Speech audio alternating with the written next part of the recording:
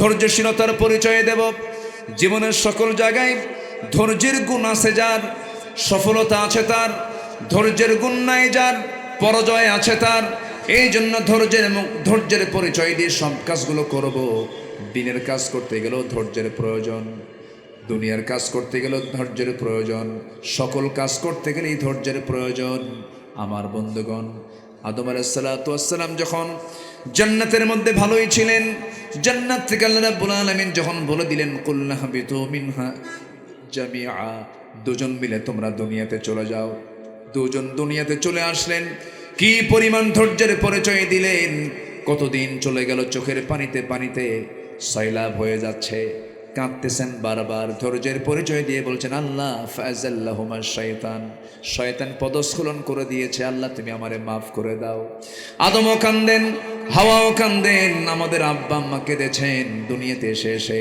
এই জন্য আমরা সন্তান দুনিয়াতে হাসবো বেশি না কাঁদবো বেশি? আজ থেকে হাসবো বেশি না কাঁদবো বেশি? দুনিয়াতে কাঁদবে বেশি যে আখিরাতে হাসবে বেশি সে, আর দুনিয়াতে হাসবে বেশি যে আখিরাতে কাঁদবে বেশি সে। দুনিয়া মূলত হাসার জায়গা না কান্নার জায়গা? আসতে বলবেন না কিসের জায়গা? কিসের জায়গা? কান্নার জায়গা।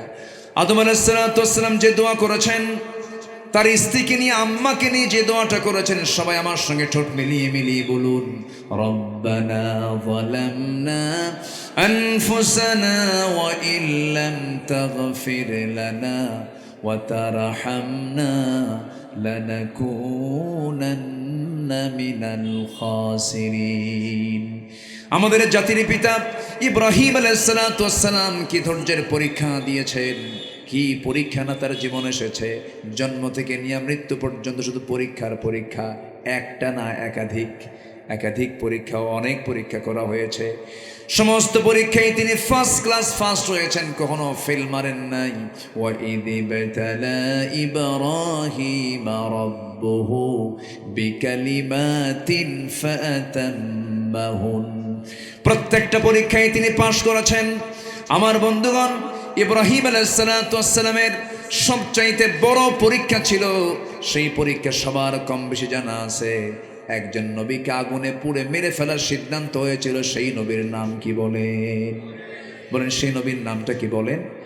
ইব্রাহিম আলাইহিস সালাম কি অপরাধে তাকে আগুনে পুড়ে মারার সিদ্ধান্ত নেওয়া হয়েছিল, সে অপরাধটা আজকের সমাজেও আছে না নাই? আসতে বলবেন না আছে না নাই? আছে। ইব্রাহিম আলাইহিস সালাম তিনি মূর্তি রেখেছেন না মূর্তি ভেঙ্গেছেন? আসতে কয়, আসতে কয়।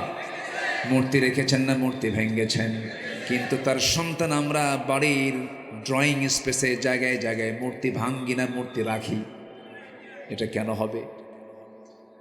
মারাত্মক অপরাধ এটা, শিরকের গুনাহ করা যাবে না। ইব্রাহিম আলাইহিস সালাতু ওয়াস সালাম শিরক উৎখাত করার জন্য দুনিয়াতে এসেছিলেন। কোনো মূর্তির স্থান তার কাছে ছিল না। তিনি জানতেন এই কাজটা করলে পরে রাষ্ট্রীয় শক্তি আমার বিরুদ্ধে খেপে যাবে, কিন্তু মূর্তিটাকে সহ্য করতে পারলেন না।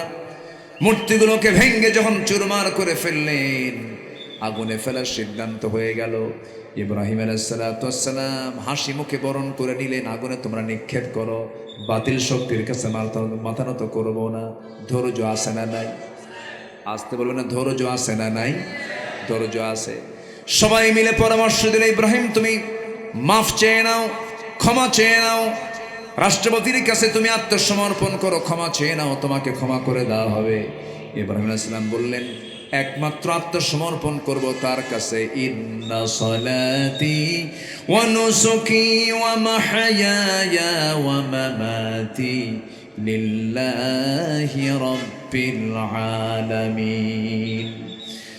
আমার জীবন, আমার মরণ, আমার সব কিছু কার জন্য বলেন? আসতে বলবেন না কার জন্য বলেন?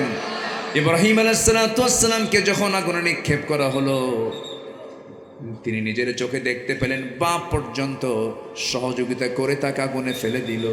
আল্লাহকে বলছেন, আল্লাহ এই পৃথিবীর বুকে সন্তান যদি বিপদে পড়ে যায়, অন্তত বাপটা তার সাথে আসে, তার পক্ষে কাজ করে। আজকে আল্লাহ তোমার কাছে প্রার্থনা করলাম, আমার বাপটা পর্যন্ত আমার বিরোধী হয়ে আমাকে আগুনে ফেলতে চায়। আল্লাহ তুমি এত বড় বিপদ থেকে তুমি আমাকে বাঁচাও। ও আল্লাহ, এত বড় মুসিবত থেকে তুমি আল্লাহ আমাকে বাঁচাও। আল্লাহ তারা দোয়া কবুল করলেন। আগুনের টুকরা হয়ে গেছে, আল্লাহর পয়গম্বরের জন্য জান্নাতের টুকরা। জোরে কোন সুবহানাল্লাহ। তিনি আল্লাহর কাছে দোয়া করেছিলেন কি? সবাই বলেন, রব্বানা তাকাব্বাল মিন্না ইন্নাকা আনতাস সামিউল আলিম ওয়া তুব আলাইনা ইন্নাকা আনতাত তাওয়াবুর রহিম। আমার বন্ধুগণ, আরেকজন পয়গম্বর 18 বছর ধরে রোগাক্রান্ত ছিলেন। 3 দিন রোগ হলে, জ্বর হলে পরে অনেকের মাথা খারাপ হয়ে যায়, বলে ফেলে আল্লাহর চোখ আসলে কানা হয়ে গেছে, আমারে দেখেই না। এরকম আছে না? বলেন তো আছে। কিন্তু আল্লাহর পয়গম্বর কোন পয়গম্বর বলেন তো? বলেন কে কে কে? 1 বছর না 18 বছর? 1 মাস না 18 বছর? একটানা 18 বছর ধরে রোগাক্রান্ত হয়ে পড়েছিলেন। গোটা গায়ে দুর্গন্ধ হয়ে গেছে, পোকে লেগে গেছে, কেউ তার পাশে থাকতে পারে না।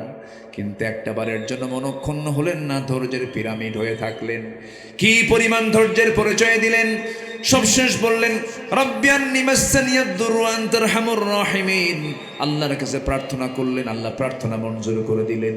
একদিন বলে ফেলেন, আল্লাহ আমার ঘাগুলো সব জায়গায় পৌঁছে যাক, কিন্তু আমার জিহ্বা পর্যন্ত ঘা না আসুক, তোমার নামের জিকির করব কেমনে? আল্লাহ বলছেন, ও আমার আইয়ুব, তোমার দোয়া আজকে আমার কবুল হয়ে গেছে, আমি তোমার সব কিছু কবুল করে নিয়েছি। জোরে কোন সুবহানাল্লাহ। আল্লাহ তাকে সুস্থ করে দিলেন। আরেকজন পয়গম্বর সমুদ্র বক্ষের ভিতরে প্রায় 40 দিন ছিলেন মাছের পেটে। কোন নবী বলেন? কোন নবী বলেন? ইউনূস আলাইহিস সালাতু ওয়াস সালাম মাছের পেটে ছিলেন।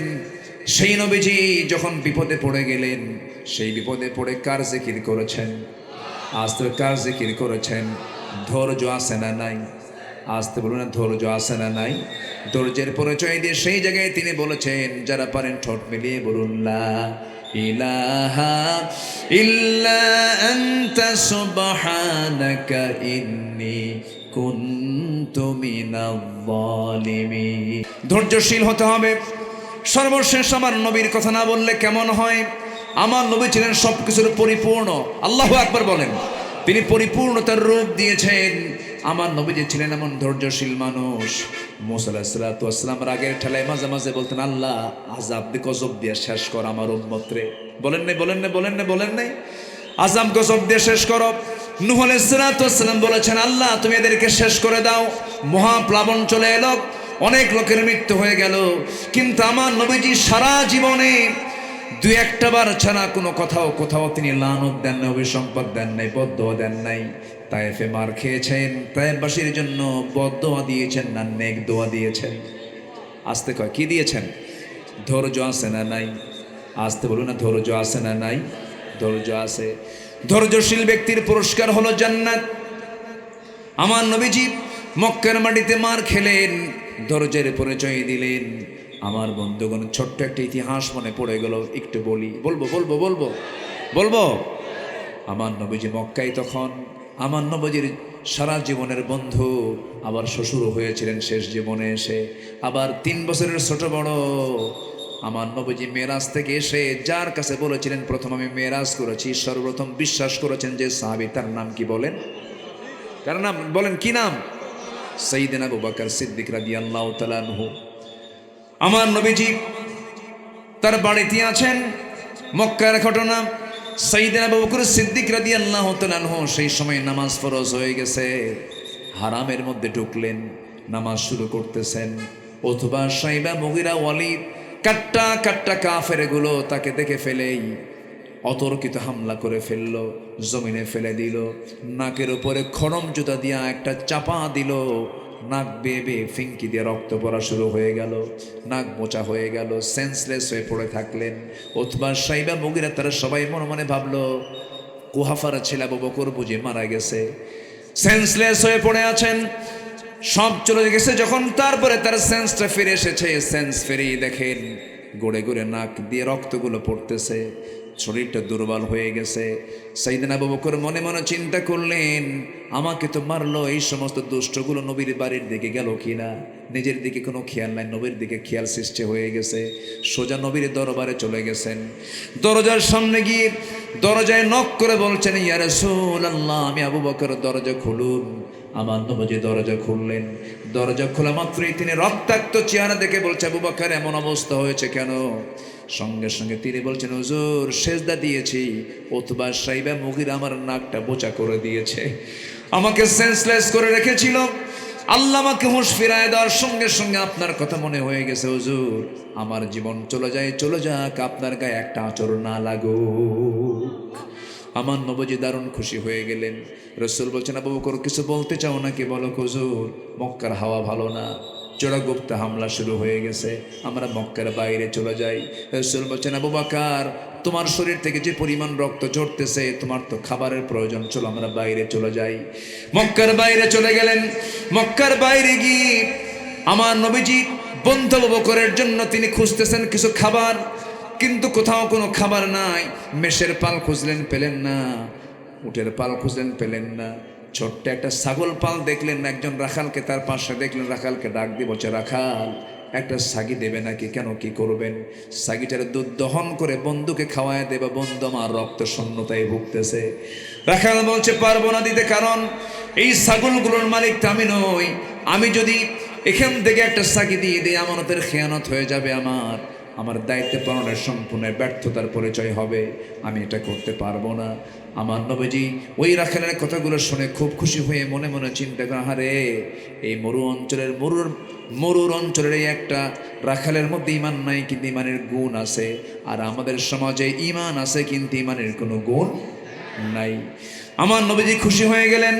এবার রাখালকে মুচকি হাসি মেরে বলছেন, ওরে রাখাল, আমি তোমার কাছে এমন একটা সাগি চাবো, যে সাগিটার পেটে কখনো বাচ্চা আসে নাই, কখনো বাটে দুধ আসে নাই, ওলানে দুধ আসে নাই, পেটে কখনো বাচ্চা আসে নাই, ছোট্ট একটা সাগি দিলেই হবে। রাখাল মুচকি মুচকি হাসি মেরে মনে মনে চিন্তা করতেছে, লোকটা পাগল নাকি, ছোট্ট সাগি দিয়ে কী করবে? কিচ্ছু না বলে ছোট্ট একটা সাগি এনে নবীর হাতে যখন দিয়ে দিয়েছে, রাখাল তো জানে না এই হাতের বরকত কত বড় বরকত। আমার নবীজি সাগিটা হাতের মধ্যে নিলেন, দুই পায়ের মাঝখানে রাখলেন, কোসায় নিয়ে নিলেন। আমার নবীজি ছাগলটা নিয়ে, ওই সাগিটা নিয়ে, সাগিটার পিছনের দুই পায়ের ঠিক মাঝখান বরাবর ওলানের কাছে দুটো হাত রেখে দিলেন। দুটো হাত রেখে দিয়ে বিসমিল্লাহ বলে ফোঁ দিয়ে দিলেন। গোটাও দুধের ওলানটা টন টন করা দুধে ভরপুর হয়ে গেছে। জোরে বলে সুবহানাল্লাহ। আমার নবীজি এবার রাখালকে বলছেন, রাখাল, একটা কাদাহ নিয়ে আসো, একটা বাটি নিয়ে আসো। এই বাটিটা নিয়ে আসা হলো। নবীজি নিজেই দুধ দহন করা শুরু করলেন। দুধ দহন করে বাটি পূর্ণ হয়ে গেল। এবারে বাটিটা হাতের মধ্যে নিয়ে রাসূল মুচকি হাসি মেরে বলছেন, আবু বকর, সকালে মার খেয়েছো, এখন বরকতের দুধ খাও। জোরে কোন সুবহানাল্লাহ। বাটি পূর্ণ দুধ নিয়ে সাইয়েদনা আবু বকর পান করা শুরু করলেন। এত তৃপ্তি ভরে পান করলেন, পেটের চামড়া টাইট হয়ে গেছে, এত পরিমাণ দুধ তিনি খেলেন, কিন্তু দুধের পাত্র থেকে দুধ চুল পরিমাণ কমে নাই। আমার নবীজি বলছেন, আবু বকর, তুমি কি চিন্তা করতেছো? হুজুর, দুধ তো পান করলাম অনেকগুলো, কিন্তু দুধ তো কমে না। রাসূল বলছেন, এই বাটির দুধ কখনো কমবে না যতক্ষণ না আমি নবী এই বাটিতে ঠোঁটটা না লাগাবো। জোরে বলে সুবহানাল্লাহ। আমার নবী যেবার বললেন, রাখালকে দিয়ে দাও। রাখালের হাতে দুধের বাটি দেওয়া হলো, দুধের পাত্র দেওয়া হলো। রাখাল যখন মুখটা নিয়ে নিয়েছে বাটির সাথে, আমার নবীজি বিসমিল্লাহ বলে দিলেন। সেও দুধ পান করলো, কিন্তু দুধ কমে না এই বাটি থেকে। এবার রাসূল বলছেন, শোনো ও রাখাল, শোনো আবু বকর, এই বাটিতে যে পরিমাণ দুধ এখনো আছে, আল্লাহর কিছু বান্দা এখানে থাকলে পরে কেউ দুধ কমাতে পারতো না। আমি যখন বাটিতে মুখ রাখবো তখন দুধটা শেষ হয়ে যাবে। আমার রাসূল বুদ্ধা বাটিতে মুখ রাখলেন, খেয়ে নিলেন দুধের বাটি। দুধটা শেষ হয়ে গেল, দুধ ফুরে গেল। আমার নবীজি এবার দুধের বাটি রাখালকে দিয়ে বলছে, রাখাল, এই দুধের বাটিটা তুমি নিয়ে নাও, আমাদের কাজ এখন শেষ, আমরা এখন চলে যাচ্ছি। রাখালের চোখে পানি। রাসূল বলছে, রাখাল, তুমি কাঁদো কেন? এবার বলছে, আপনি চলে যাচ্ছেন, আমাকে একা ছেড়ে থুয়ে যাবেন কেন? আমিও যেতে চাই, আপনার সঙ্গে যেতে চাই। রাসূল বলে ফেললেন, কিছুক্ষণ আগে তুমি তো ওয়াজ করলে আমানতের খেয়ানত করা যাবে না, তুমি যদি আমার সঙ্গে চলে যাও এই ছাগলগুলো দেখবে কি তুমি তো রাখাল, তাই তো ঠিক কথা বলেছেন, আমি যাব না, কিন্তু একটা শর্ত আমি জড়িয়ে দিতে চাই।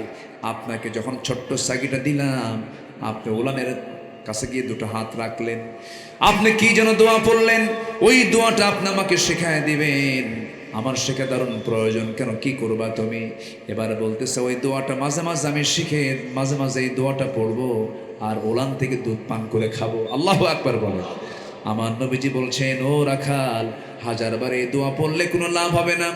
তোমার ভিতরে শিরকিয়াতের পচা দুর্গন্ধ আছে, শিরকিয়াতের পচা দুর্গন্ধ দূর করে তোমাকে কালিমা পড়তে হবে। তুমি কি করবে বলো? সঙ্গে সঙ্গে রাখাল বলছে, আমার সন্দেহ হয় এত সুন্দর চেহারার মানুষ, আপনি কি মক্কার মাটিতে আব্দুল্লাহর পুত্র মুহাম্মদের জন্ম হয়েছে সেই লোকটা নাকি? রাসূল বললেন, ও রাখাল, চিনতে ভুল করো নাই, হ্যাঁ আমি হলাম সে আব্দুল্লাহর পুত্র মুহাম্মদ। জোরে কোন সুবহানাল্লাহ। রাখাল হাতটা গায়ে দিল, নবীজি হাতটা বাড়ায়া দিলেন, কালিমা পড়ায়া দিলেন। ওই রাখাল সেই রাখাল যে রাখাল, তার নাম হলো আব্দুল্লাহ ইবনে মাসউদ রাদিয়াল্লাহু তাআলা আনহু। আমার নবীর যত জ্ঞানী মুহাদ্দিস ছিলেন, জ্ঞানী মুফাসসির ছিলেন, তার মধ্যে অন্যতম একজন ছিলেন হচ্ছেন আব্দুল্লাহ ইবনে মাসউদ রাদিয়াল্লাহু তাআলা আনহু। রাসূল তাকে কালিমা পড়ায়া দিলেন। আমার বন্ধুগণ, এই যে আমার নবীজির ত্যাগ, আমার নবীজির ধৈর্য আছে যার পুরস্কার আছে তার, ধৈর্যহীন হলে পরে কোনো পুরস্কার পাওয়া যাবে না। এই জন্য আমার বন্ধুগণ, ধৈর্য নিয়ে আমরা সমস্ত কাজগুলো করব। জোরে বলি ইনশাআল্লাহ, আরও জোরে বলি ইনশাআল্লাহ। সফল হতে হলে 9টা কাজ আজকে আমরা কোরআন আলোকে শিখে যাব। নাম্বার 1 আমরা শিখে নিয়েছি হলো, নাম্বার 1 হলো ঈমান এবং নেক আমল। নাম্বার 2 হলো তাজকিয়াতুন নফস, পরিশুদ্ধতা। নাম্বার 3 হলো সত্যবাদী হওয়া। নাম্বার 4 হলো তাকওয়া অর্জন করা। নাম্বার 5 হলো ধৈর্যশীলতা। নাম্বার 6 হলো জীবনের সকল জায়গায় আনুগত্য হবে একমাত্র কার? আসতে বলবেন না কার, আরো জোরে কার? আনুগত্য হবে দুজনের, মূলত দুজনের আমরা আনুগত্য করব। আল্লাহ রাব্বুল আলামিন বলছেন, ওয়া মাইয়ুতিইল্লাহা ওয়া রাসূলাহু ফাকাদ ফাযা ফাওজান আযীমা।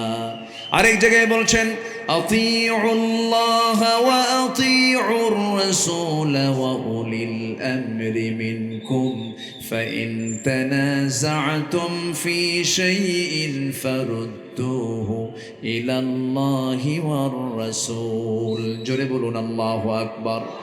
আমার বন্ধুগণ, মূলত আনুগত্য হবে আল্লাহ এবং রাসূলের। এই আনুগত্যের ভিতরে চুল পরিমাণ কোনো সন্দেহ রাখা যাবে না, কোনো গ্যাপ রাখা যাবে না। আল্লাহ বলছেন, ফাকাদ ফাযা ফাওজান আযীমা, এর ফলাফল হলো আমি তোমাকে মহা সাফল্য দান করব। সাহাবায়ে কেরাম রাসূলকে কি পরিমাণ আনুগত্য করেছেন, কি পরিমাণ মোহাব্বত করেছেন, কি পরিমাণ আস্থা রেখেছেন নবীর উপরে। যুগে যুগে সাহাবীরা রাসূলকে মোহাব্বত করে আনুগত্য করে তা বুঝায় দিয়েছেন। আল্লাহ পাক আমাদের সবাইকে নবীর প্রতি মোহাব্বত রাখার তৌফিক দান করুন। আরো জোরে বলি আমিন, আরো জোরে বলি আমিন, আরো জোরে বলি আমিন। নাম্বার 7 হলো সৎ কাজের আদেশ দেওয়া, অসৎ কাজের বাধা দিলে পরে তুমি সফল হয়ে যাবে। কার কথা? আল্লাহ রাব্বুল আলামিন সূরা আলে ইমরানের 104 নম্বর আয়াতে বলছেন, ওয়ালতাকুম মিনকুম উম্মাতুন ইয়াদউনা ইলাল খায়রি ওয়া ইয়া'মুরুনা বিল মা'রুফি ওয়া ইয়ানহাউনা আনিল মুনকার ওয়া উলাইকা হুমুল মুফলিহুন। জোরে বলুন আল্লাহু আকবার। প্রত্যেকটা আয়াতেই মুফলিহুন, আফলাহ শব্দ দিয়ে আল্লাহ রাব্বুল আলামিন সাজিয়ে দিয়েছেন। বান্দা, সফল যদি হতে চাও আমার কাছ থেকে পরামর্শ নিয়ে নাও, সফল হবে। তুমি সৎ কাজের আদেশ দাও, সৎ কাজের বাধা দাও। আমরা সুযোগ পেয়েছি, ধরুন এই পদুয়ার বাজারে আমরা কোনো বেনামাজি লোককে দেখতে চাই না। কেন দেখতে চাই না? আমরা তাদেরকে নামাজির জন্য দাওয়াত দেব। পদুয়ার প্রত্যেকটা মানুষ হবে নামাজি। জোরে বলি ইনশাআল্লাহ। দাওয়াতি কাজ করার দরকার আছে না নাই? আসতে বলবেন না, আছে না নাই? পদুয়ার বণিক সমিতি, ব্যবসায়ী সমিতি আছে না নাই? ব্যবসায়ী সমিতি ঘোষণা করবে, আজান যখন হবে দোকানের শাটার বন্ধ হবে, মসজিদের দরজা খোলা হয়ে যাবে। এটা হচ্ছে সৎ কাজের আদেশ। আল্লাহ রাব্বুল আলামিন বলেন, ألم تر كيف ضرب الله مثلا كلمة طيبة كشجرة طيبة أصلها ثابت وفرعها في السماء আল্লাহর কালিমা খুব মজবুত। এই কালিমার পথে আমাকে আপনাকে টিকে থাকতে হবে। এই কালিমাকে আমাকে আপনাকে লালন করতে হবে। এই কালিমাকে উড্ডীন করার জন্য সাহাবে কেরাম রাসূলের নেতৃত্বে চলে গেছেন বদরে, চলে গেছেন উহুদে, চলে গেছেন হুনাইনে। আমার নবীর নেতৃত্ব অবলম্বন করে ৮৬টা যুদ্ধ পরিচালিত হয়েছে। সাহাবে কেরাম সকল যুদ্ধে অংশগ্রহণ করেছেন। শুধু একটা উদ্দেশ্য, সেটা হলো সব কিছুকে পরাজিত করে কার কালিমা উড্ডীন করা। কার কালিমা? আল্লাহর কালিমা। আমার বন্ধুগণ, কিন্তু সেই কাজটা করার জন্য, সফলতার জন্য নিজের কিছু গুণ অর্জন করতে হবে। আল্লাহ রাব্বুল আলামিন বলছেন, বান্দা এমনি এমনি তোর হাতে আমি খেলাফতি দেব না, শর্ত আছে। ওয়া'আদাল্লাহুল্লাযীনা আমানু মিনকুম ওয়া'আমিলুস সালিহাতি লায়াস্তাখলিফান্নাহুম ফিল আরদ। আল্লাহ ওয়াদা করছেন, ঈমান আনো, আমলে সালেহ করো, আমি আল্লাহ নিজে তোমার হাতে খেলাফতি দিয়ে দেব। সফল হওয়ার জন্য কিছু কাজ আজকে আমরা শিখে যাব। সফলতা দিবেন কে? অতএব সেই সফল হওয়ার জন্য পরামর্শ নেব। কার পরামর্শ? উত্তম পরামর্শদাতা কে? আমার সবচেয়ে বড় অভিভাবক তিনি কে? ইন্নামা ওয়ালিয়ুকুমুল্লাহু ওয়া রাসূলুহু ওয়াল্লাযীনা আমানুল্লাযীনা ইউকিমুনাস সালাহ وَيُؤْتُونَ الزَّكَاةَ وَهُمْ راكعون। জোরে বলুন আল্লাহু আকবার। সূরাতুল মায়েদা ১৫৫ নম্বর আয়াত। তোমাদের বন্ধু হবে তিনজন। ১ নম্বর হচ্ছেন আল্লাহ, নাম্বার ২ হচ্ছেন রাসূল, নাম্বার ৩ হলো ঈমানদার। এই তিন বন্ধুকে যদি গ্রহণ করতে পারো, আল্লাহ রাব্বুল আলামিন তোমাকে বিজয় দিয়ে দিবেন। জোরে বলি সুবহানাল্লাহ। আমার বন্ধুগণ, সফল যদি হতে হয় আল্লাহর পরামর্শ আমরা নেব। আমরা কোরআনের আলোকে মোটামুটি ৯টা কাজ, ৯টা গুণ যদি কোনো বান্দা অর্জন করতে পারে, আল্লাহ তাআলা তাকে সফলতা দিয়ে দিবেন। কোরআনের আয়াতের আলোকে আমি একটা একটা করে একটু বোঝানোর চেষ্টা করছি। আমাকে সময় দিচ্ছেন তো নাকি? আমাকে সবাই সময় দিচ্ছেন তো? জোরে বলি ইনশাআল্লাহ। নাম্বার 1, যেখান থেকে আমি তেলাওয়াত করেছি, সূরাতুল বুরুজ, মক্কায় নাজিল হওয়া সূরা, সবার জানা আছে। যারা পারেন ঠোঁট মিলে আমার সঙ্গে সবাই একসঙ্গে বলুন, ইন্নাল্লাযীনা আমানু ওয়া আমিলুস সালিহাত লাহুম জান্নাতুন তাজরি মিন তাহতিহাল আনহার যালিকাল ফাওজুল কাবীর। জোরে বলুন আল্লাহু আকবার। কষ্ট হচ্ছে আপনাদের? অনেকে দাঁড়িয়ে দাঁড়িয়ে কথাগুলো শুনছেন। কি পরিমাণ ধৈর্য থাকলে! আল্লাহু আকবার, আল্লাহু আকবার। আল্লাহ আমার দাঁড়িয়ে থাকা ভাইদেরকে ডাবল পুরস্কার দিয়ে দাও। জোরে বলি আমিন। কি বলবো, আমি তো তাদেরকে বসতেও দিতে পারছি না। আল্লাহু আকবার। আল্লাহর কসম, লোহাগাড়া আর সাতকানিয়ার মতো যদি এমন জনপদ যদি বাংলাদেশের প্রত্যেকটি থানা যদি হতো, দেশে বিপ্লব ঘটে যেত। আলহামদুলিল্লাহ বলে, জোরে বলি আলহামদুলিল্লাহ। কিন্তু এর মধ্যেও কিছু আবু জেহেল ছিল।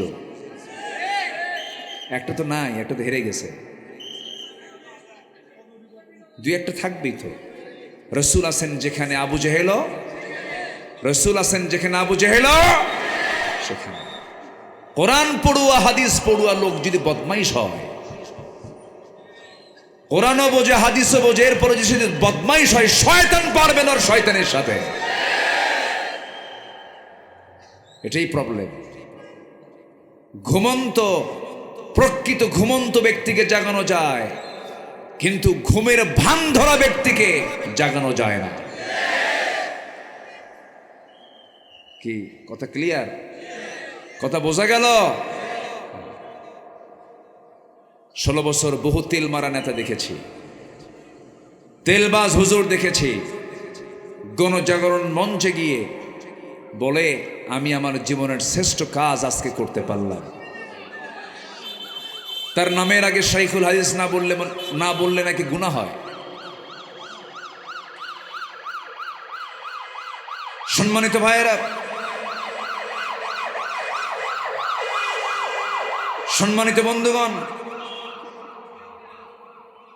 আমার দেশে এই 16 বছর, বিগত 16 বছরে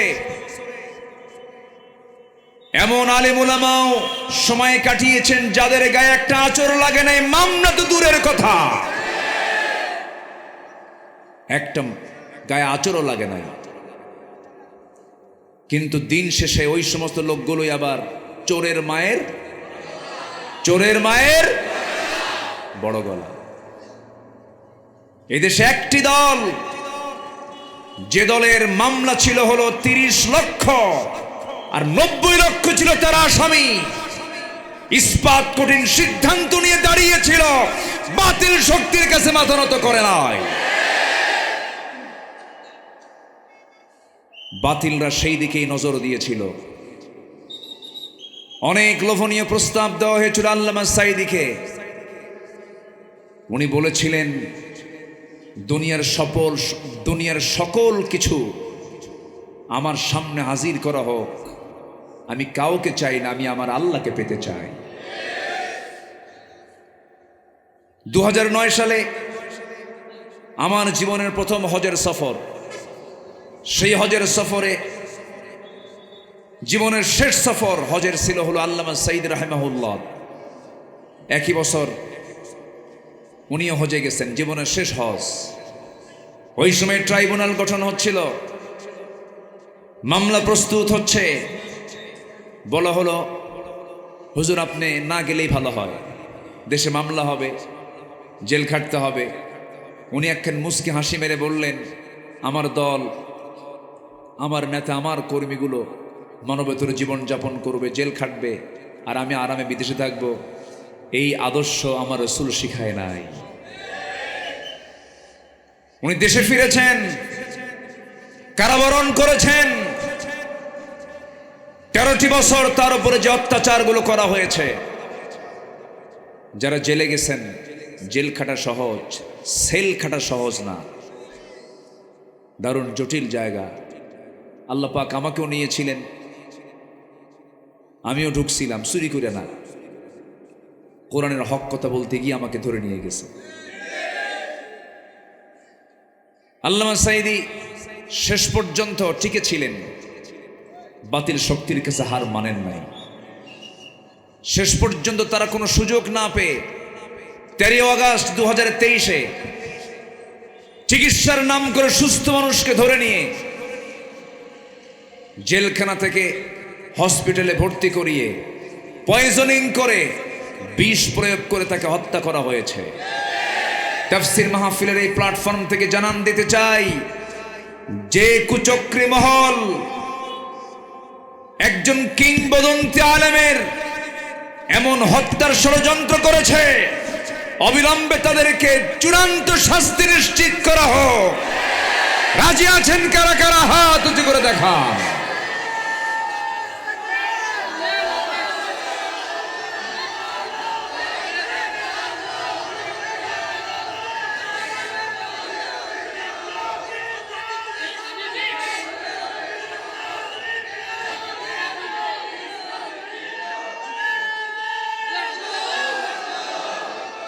আল্লাহ কবুল করুন, জোরে বলি আমিন, আরো জোরে আমিন। 53 বছরে এই প্রথম আমরা একটা মুক্ত পরিবেশে কথা বলার সুযোগ পেয়েছি। বলি আলহামদুলিল্লাহ, জোরে বলি আলহামদুলিল্লাহ। সময় বারবার আমরা কাজে লাগাবো প্রতি সেকেন্ডকে। জোরে বলি ইনশাআল্লাহ, আরো জোরে বলি ইনশাআল্লাহ। সম্মানিত ভাইয়েরা, সফল হতে হলে আগে ঈমান টানতে হবে। কি আনতে হবে? ঈমান। ঈমান আছে, আমল নেই, তা হবে না। আবার ঈমানের সাথে কি লাগবে? আমল লাগবে। আমলহীন ঈমানের কোনো মূল্য নেই, আবার ঈমানহীন আমলেরও কোনো মূল্য নেই। ইমানও লাগবে, আমলও লাগবে। আমল আছে ইমান নেই হবে না, ইমান আছে আমল নেই হবে না। এই শর্ত কে দিয়েছেন? আসতে বলবেন না, কে দিয়েছেন? আল্লাহ দিয়েছেন। আল্লাহ রাব্বুল আলামিন বলেন, যদি এই দুইটা জিনিস যদি তোমার হয়ে যায়, আমি আল্লাহ তোমাকে জানিয়ে দিলাম, তোমাকে স্থায়ী জান্নাত দিয়ে দেব। এবং জেনে রেখে দিও, যালিকাল ফাওজুল কাবীর, এটাই তোমার জন্য বড় সফলতা। জোরে বলি সুবহানাল্লাহ। নম্বর 2 হলো পরিশুদ্ধতা, তাসকিয়া, তাসকিয়াতুন নফস, নফসের শুদ্ধতা।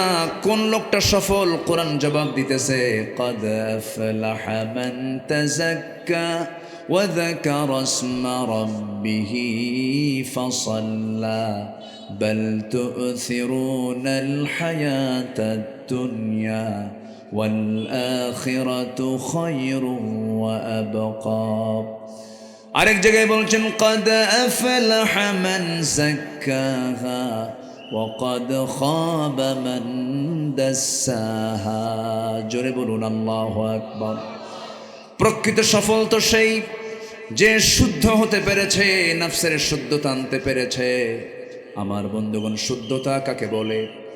একটা ছোট্ট একটা এক্সাম্পল দেব আমি।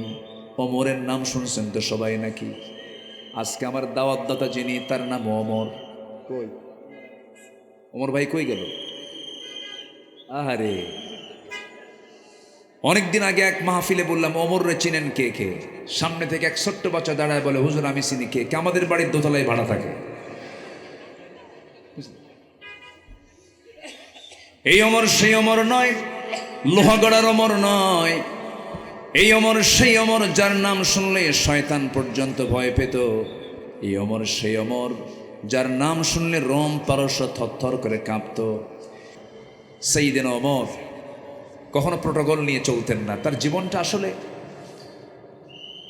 মহাত্মা গান্ধীর মতো মানুষ বলেছেন, ভারতের স্বাধীনতার একজন বিশাল নায়ক শ্রী মহাত্মা গান্ধী, একজন হিন্দু ভদ্রলোক, তিনি বলতে বাধ্য হয়েছেন যে অশান্ত পৃথিবীকে শান্ত করার জন্য ওমরের মতো একটা শাসক বর্তমান দুনিয়াতে দরকার। এমনি বলেননি।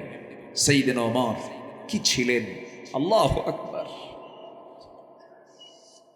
মানুষ ঘুমায় রাতের বেলা, জাতি আরামে ঘুমাচ্ছে, নিরাপদে ঘুমাচ্ছে, আর সেই জাতিকে দেখার জন্য ব্যাকুল হয়ে ঘুরে ফিরে বেড়ান গোটাটা রাত ধরে। কোন খলিফা? ওমর। তাও প্রোটোকল নাই, সামনেও কাউকে লাগে না, পিছনেও কাউকে লাগে না। একাকি চলতেন তিনি, ছোট্ট একটা লাঠি নিয়ে। মদিনার অলিতে গলিতে ঘুরে ঘুরে দেখতেন আমার নাগরিক, আমার জনগণগুলো কেমন আছে। মাঝে মাঝে সেজদায় পড়ে পড়ে কাঁদতেন, ছটফট করে কেঁদে কেঁদে বলতেন, অস্থির হয়ে বলতেন, আমার ভাইরা, ফোরাত নদীর তীরে একটা কুকুরও যদি অনাহারে মারা যায়, ইরাকে রাস্তার খারাপের কারণে যদি একটা উট তার পা ভেঙে যায়, কিয়ামতের দিন উটের পা কেন ভাঙলো, কুকুর কেন মারা গেল, এটার জন্য আমার আল্লাহর সামনে আমার জবাব দেওয়া লাগবে। অথচ এই 16 বছর কেমন করে মানুষগুলো মেরেছে, পাখির মতো গুলি করে মেরেছে। কি পরিমাণ হত্যা করেছে, কি পরিমাণ গুম করেছে। সর্বশেষ এই যে আমার সন্তানগুলো আন্দোলন করলো, মরে গেছে লাশ, সেই লাশ সহ যে লাশগুলো ভ্যানের উপরে ছিল, ভ্যান সহ গাড়ি সহ পুড়ে সবগুলো ছাই বানায় দিয়েছে।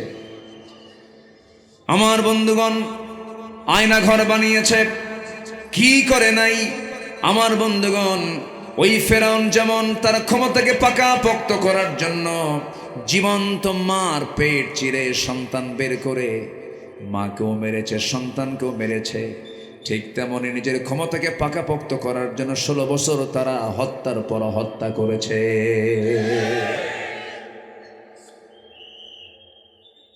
এই পৃথিবীতে যাই হত্যা রাজনীতি করবে, তারাই হবে ফেরাউনদের প্রেতাত্মা। ঠিক কিনা বলে? তারাই ফেরাউনদের কি প্রেতাত্মা। আমার বন্ধুগণ, অথচ ওমরে ফারুককে দেখুন, কি শাসক তিনি ছিলেন, এমন শাসক আল্লাহ যেন আমার দেশে দিয়ে দেন। জোরে বলি আমিন, আরো জোরে আমিন, আরো জোরে আমিন। ইখলাস কাকে বলে, তাসকিয়া কাকে বলে, কি শুদ্ধতা ছিল তার মধ্যে দেখেন। সাইয়্যিদনা ওমর ফারুক রাদিয়াল্লাহু তাআলা আনহু এশার নামাজ তিনি পড়লেন না, তিনি পড়ালেন। কারণ যারা শাসক হবেন তারা পড়বেন না পড়াবেন। আসতে কয়, যারা শাসক হবেন তারা পড়বেন না পড়াবেন? পড়াবেন। পড়ানোর দায়িত্ব তাদের। শাসক হবে যে, নামাজ পড়বে না পড়াবে সে। নামাজ পড়াবে সে। বাইতুল মুকাররমের খতিব হবে, রাষ্ট্রপতি। যেদিন আমরা বাংলার জমিনে দেখতে পাবো বাইতুল মুকাররমের ইমাম হয়েছে, বাইতুল মুকাররমের খতিব হয়েছে রাষ্ট্রপতি, বঙ্গভবন থেকে বের হয়ে বাইতুল মুকাররমে ঢুকে যেদিন নামাজ পড়ানোর দৃশ্য দেখতে পাবো, সেই দিনই বুঝতে পারবো বাংলার জমিনটা বিজয় হয়েছে। ঠিক কিনা? সাইয়্যিদনা ওমর ফারুক নামাজ পড়ালেন। নামাজ পড়ায় এশার নামাজ পড়ে ঘরের মধ্যে ঢুকিয়ে বলছেন, বউ আমার খাবার একটু দিয়ে দাও। খাবার খেয়ে নিলেন। স্ত্রীকে ডাক দিয়ে বলছেন, স্ত্রী আমার, শাসক তো হতে পারি নাই, হয়েছে খাদেম। ঘুম তো আসে না বিছানায়, খাবার খাই। খাবার খেলেন। প্রতিবেশীকে দেখার জন্য তিনি বের হয়ে গেলেন। কি খাদেম তারা ছিলেন দেখেন। ঘর থেকে বের হয়ে শুনতে পেলেন বাচ্চাদের কান্নার আওয়াজ। কান্নার আওয়াজ কানে আসার সঙ্গে সঙ্গে তিনি ওই বাড়ির সামনে গিয়ে দাঁড়িয়ে ধমক দিচ্ছেন, এই বাচ্চাগুলোর মা কি নাই? সন্তান কান্দে, মা কি করে? ভিতর থেকে মহিলা জবাব দিচ্ছে, সন্তানকে কান্না থামাবো কেমনে, খাবার তো বাড়িতে নাই। স্বামী আমার মারা গেছে, আমি বিধবা। সঙ্গী সঙ্গী সাইয়্যিদনা ওমর ফারুকের চোখে পানি চলে এসেছে। হারে বিধবা। দৌড় মেরে খাদ্য গুদামে চলে গেলেন। এক বস্তা আটা নিজের পিঠে বহন করে সোজা নিয়ে চলে গেলেন। বিধবার সামনে দাঁড়িয়ে কেঁদে কেঁদে বলছে, ও বিধবারে, আমারে মাফ করে দিও। যদি এই আটার বস্তা দিয়ে গেলাম, যেদিন ফুরে যাবে আমাকে আবার নিউজ দিবা, আমি নিজে তোমার বাড়িতে আটার বস্তা পৌঁছায়া দেব। সেখান থেকে বের হলেন, আরেকটা বাড়ির সামনে গিয়ে দাঁড়ালেন। ভিতর থেকে এক মহিলার কান্নার আওয়াজ। কেন কান্দি, উৎস জানলেন, কি কারণ তা জানতে পারলেন। পেটে বাচ্চা, নার্স নাই, ডেলিভারি হচ্ছে না, মহিলা মারাও যেতে পারে। দৌড় মেরে বাড়িতে আসলেন। বউটাকে ডাক দিয়ে বলছেন, বউ আমার, ও আমার বউ, আমি তোমার কাছে করজোড়ে মিনতি জানাই। আমার স্ত্রী, আমি কিছুক্ষণ আগে দেখে আসলাম একজন মহিলার পেটে বাচ্চা, কিন্তু নার্সের অভাব। ওই মহিলা যদি মারা যায়, কিয়ামতের দিন আমাকে খুনির কাতারে দাঁড় হতে হবে। এই গভীর রাত্রে আমি কাকে ডাক দেব? আমার কলিজার টুকরা, আমার প্রাণ প্রিয় স্ত্রী, তোমাকে বোরকা পড়তে হবে। বোরকাটা পড়ায় নিয়া বউটাকে সঙ্গে করে নিয়ে চলে গেছেন ওই মহিলার বাড়ির সামনে। এবার হাতটা ধরে ভিতরে ঢুকায় দিয়ে বলছে, আমরা কিন্তু জনগণের শাসক নই, আমরা হলাম জনগণের খাদেম। বউটাকে নার্স বানায় দিলেন, ঘরের মধ্যে ঢুকায় দিলেন। সামনের দিকে আবার চলতে লাগলেন। কেউ নাই, কোনো প্রোটোকল নাই। ইমানদারদের সকল হেফাজতের দায়িত্ব কার? আল্লাহ। কাউকে লাগে না। আমার দেশের এই 16 বছরে দেখেছি আতিপাতি নেতা, তার সামনে 50টা মোটরসাইকেল, পিছনে 50টা মোটরসাইকেল। ঠিক কি না? সাইয়্যিদনা ওমর ফারুকের কাউকে লাগতো না। গোটা রাত তিনি এরকম করে জনগণকে দেখতেন। ফজরের সময় বাড়িতে ফিরতেন। দিন দিন যায়, শুকে যান। তাকে বলা হলো, ওমর ফারুক শুকায় যান কেন? আমি কি শুকাই? আমার দায়িত্ব আমাকে শুকায় দেয়, আমার দায়িত্ব আমাকে অস্থির করে তোলে। চোখের পানি ফেলে ফেলে হাওমাও করে কাঁদতেন। আল্লাহর কাছে বলতেন, আল্লাহ, আমার সকল খেদমতে কোনো যদি ভুল হয়, তুমি আল্লাহ আমারে মাফ করে দিও। আমার বন্ধুগণ, ভিতরে ইখলাস থাকতে হবে, নফসের ট্রিটমেন্ট করতে হবে, পরিশুদ্ধতা আনতে হবে, তাহলে আল্লাহ রাব্বুল আলামিন আমাদের সফলতা দিয়ে দিবেন। নাম্বার 3 হলো, সত্যবাদী যদি হতে পারো সফল হতে পারবে। মহান রাব্বুল আলামিন সুন্দর করে বান্দাকে সত্যবাদী হওয়ার জন্য বারবার বলছেন। আল্লাহ রাব্বুল আলামিন এক জায়গায় বলছেন, ইয়া আইয়ুহাল্লাযীনা আমানু তাকুল্লাহ ওয়া কুলু কাওলান সাদীদা يصلح لكم أعمالكم ويغفر لكم ذنوبكم ومن يطع الله ورسوله فقد فاز فوزا عظيما জোরে বলুন আল্লাহু আকবার। সত্যবাদী হবে, মহাসফলতা দিবেন কে? আসতে বলবেন না, কে মহাসফলতা দিবেন? আল্লাহ দিয়ে দিবেন। নাম্বার 4 হলো তাকওয়া অর্জন করবে, তুমি মুত্তাকি হয়ে যাবে। মুত্তাকি যদি হতে পারো, আমি আল্লাহ তোমাকে সফলতা দিয়ে দেব। মাইয়ুতিইল্লাহা ওয়া রাসূলাহু ওয়া ইয়াখশাল্লাহ ওয়া ইয়াত্তাকিহি ফাউলাইকা হুমুল ফাইজুন। জোরে বলুন আল্লাহু আকবার। সূরাতুন নূর 52 নম্বর আয়াত। আল্লাহ রাব্বুল আলামিন বলছেন, যারা আমার আনুগত্য করবে, নবীর যারা আনুগত্য করবে, আল্লাহকে যারা ভয় করে চলবে এবং তাকওয়ার নীতি যারা অবলম্বন করবে, ফাউলাইকা হুমুল ফাইজুন, এরাই হলো বড় সফল। জোরে বলি সুবহানাল্লাহ। আমার বন্ধুগণ, নাম্বার 5 হলো ধৈর্যশীলতা। ধৈর্যের পরিচয় যারা দেবে তাদেরকে আল্লাহ পাক মহাসাফল্য দান করবেন। আল্লাহ রাব্বুল আলামিন বলেন, ইন্নী জাযাইতুহুমুল ইয়াওমা বিমা সাবারু আন্নাহুম হুমুল ফাইজুন। জোরে বলুন আল্লাহু আকবার। আমার বন্ধুগণ, নামাজ আগে না ধৈর্য আগে?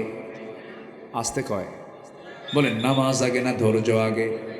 মাইকওয়ালা, এই যে মাইক, এটা আওয়াজ বাড়ান, এখানে আওয়াজ দেন। নামাজ আগে না ধৈর্য আগে?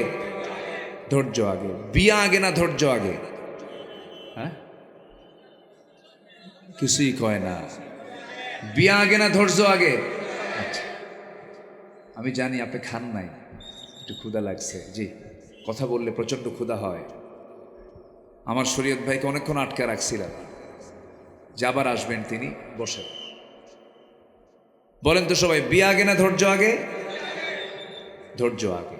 দেখেন না, বিয়ে শাদী কইরা দুবাই চলে গেছে বউ থুইয়া। বউটা দেশে কত কষ্টে থাকে। হ্যাঁ, যিনি প্রবাসে থাকেন তিনিও কষ্ট করেন। মোবাইলে ভিডিও কল দিয়ে কথা বলতে বলতে মোবাইলের মধ্যে মারামারি শুরু হয়ে গেছে। মোবাইলে আবার চূড়ান্ত কথা, রাগের ঠেলায় তালাক তুলাক দিয়ে আমাদের বলে, হুজুর কাম তো সারছে কি, মোবাইলে 100 তালাক দিছে। মোবাইলে তালাক দিছে কয়টা? তালাক কি 100 না? তালাক মাররাতান। আল্লাহ তাআলা তালাকের মাসআলা জানার জন্য, তালাকের জ্ঞান নেওয়ার জন্য আল্লাহ তাআলা একটা সূরার নামকরণ করেছেন, সূরাতুত তালাক। এটা সূরাই দিয়েছেন যেন বান্দার ভুল যেন না হয়। দিল তালাক দিয়া আমাদের কাছে এসে বলে, হুজুর রাগের মাথায় দিছি তালাক, কাম কি হবে? এখন বলেন, বিয়া আগে না ধৈর্য আগে? বলেন বলেন, বিয়া আগে না ধৈর্য আগে?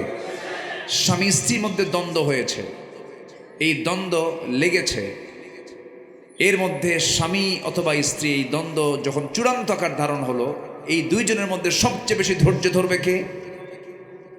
দেখছেন, কিচ্ছু কয় না, সব দায়িত্ব বউরে দিয়ে দিবেন নাকি? বেশি ধৈর্যশীল হবে কে? বুদ্ধি কার বেশি? পুরুষের বুদ্ধি বেশি না মহিলার বুদ্ধি বেশি? এখন কি আওয়াজ জোরে দেখছেন? এখন আওয়াজটা খুব জোরে দিছে, কিন্তু পুরুষের বুদ্ধি বেশি। তাহলে বুদ্ধি বেশি যার, দায়িত্ব বেশি তার। আল্লাহ তাআলা পুরুষকে একটু জ্ঞান বেশি দিয়েছেন। এখন হয়তো মায়েরা মনে করতে পারেন, আমার আলোচনাগুলো মায়েরা শুনছেন কিনা জানি না, হয়তো শুনবেন প্রযুক্তির কল্যাণে। আল্লাহ আপনাকে এটা যদি কম না দিতেন, পৃথিবীর কোনো সংসার হতো না, কোনো সংসার হতো না। কারণ বুদ্ধি সমান হলে তো সংসার হবে না। তো আপনি কোনো পুরুষকে যদি বেশি প্রশংসা করেন, সে সন্দেহের চোখে দেখবে, সে আমার এত প্রশংসা করে কেন? কিন্তু কোনো নারীকে যদি আপনি প্রশংসা করতে থাকেন, ও বলবে আসলে আমি প্রশংসার দাবি রাখি। কথা বললেন নাই? প্রশংসার দাবি রাখি। আল্লাহ তাআলা নারীকে এমন করেই বানিয়েছেন। একটা নারীকে সহজেই আপনি যদি তাকে প্রশংসায় যদি ভাসিয়ে দেন, সে নিজেকে হারিয়ে ফেলে। না, সত্যি আমাকে যে প্রশংসা করছে, আমি আসলেই প্রশংসার দাবিদার। আল্লাহ তাআলা মেয়েদেরকে সেই পরিমাণ জ্ঞান দিয়েছেন যে পরিমাণ জ্ঞানের মধ্য দিয়ে স্থিতিশীলতা থাকে, একটা ব্যালেন্স থাকে, সংসার জীবন হয়, পারিবারিক জীবন গড়ে ওঠে। আল্লাহ তাআলা সেই পরিমাণ জ্ঞান আল্লাহ তাআলা নারীকে দান করেছেন। এই ভারসাম্য কে দিয়েছেন? আসতে বলবেন, এই ভারসাম্য কে দিয়েছেন? আল্লাহ দিয়েছেন। কিন্তু সকল কাজে আল্লাহ তাআলা ধৈর্যের কথা বলেছেন আগে। ধৈর্য হচ্ছে সবচাইতে এমন একটা গুণ, এটা ধৈর্য আছে যার, পৃথিবীতে সকল কাজে বিজয়ও আছে তার। এবং আল্লাহ তাআলা নিজেই আবার বলেই দিচ্ছেন, আমি কিন্তু তোর সাথেই আছে যার ধৈর্য আছে। ইন্নাল্লাহা মাআস সাবিরিন। আমার বন্ধুগণ, ধৈর্যের পরীক্ষার দিক থেকে, ধৈর্যের গুণের দিক থেকে এই পৃথিবীতে সবচেয়ে এগিয়ে আছেন আল্লাহর নবীরা। আদম থেকে শুরু করে আমার নবী পর্যন্ত প্রত্যেক নবীগুলোই ছিলেন ধৈর্যের একটা পিরামিড। তবে একজন নবীর খুব রাগ ছিল, খুব মেজাজ ছিল, মালাকুল মউত পর্যন্ত থাপ্পড় থেকে বাঁচা নাই। তার নাম কি? লোহাগাড়া তো সবাই তো ওয়াজ পারে, তাই না? সেই নবীর নাম কি? মুসা আলাইহিস সালাতু ওয়াস সালাম। সব নবীরা একটা তবিয়তের ছিলেন, এই নবীটা একটু ভিন্ন ছিলেন, রাগ একটু বেশি ছিল। কিন্তু ধৈর্যের পিরামিড তিনিও ছিলেন। চরম ধৈর্যের পরিচয় দিয়েছেন, চরম আল্লাহ প্রেমিক তিনি ছিলেন, আল্লাহকে দারুণ মহব্বত করতেন। একদিন আল্লাহকে বলে ফেলেন, আল্লাহ তোমার সঙ্গে কতদিন কথা বললাম, তুমি আমার সঙ্গে কথা বললে, আমার কথা তুমি শুনলে, তোমার কথা আমি শুনলাম। ওয়াকাল্লামাল্লাহু মূসা তাকলিমা। কিন্তু আল্লাহ এতদিন ধরে অডিও কল দিলাম, কিন্তু আজকে আমার বড় শখ, তোমার একটু ভিডিও কল দেব। কি কল দেবেন? ভিডিও কল দেব। অডিও কল না দিয়ে আজকে ভিডিও কল দিতে চাই। আল্লাহ বলছেন, লান তারানি, ভিডিও কলের কোনো অপশনই নাই, আমাকে তুমি ভিডিও কলে দেখতে পাবে না। এই তোমার চামড়ার চক্ষু দিয়ে তুমি আমাকে দুনিয়াতে দেখতে পাবে না।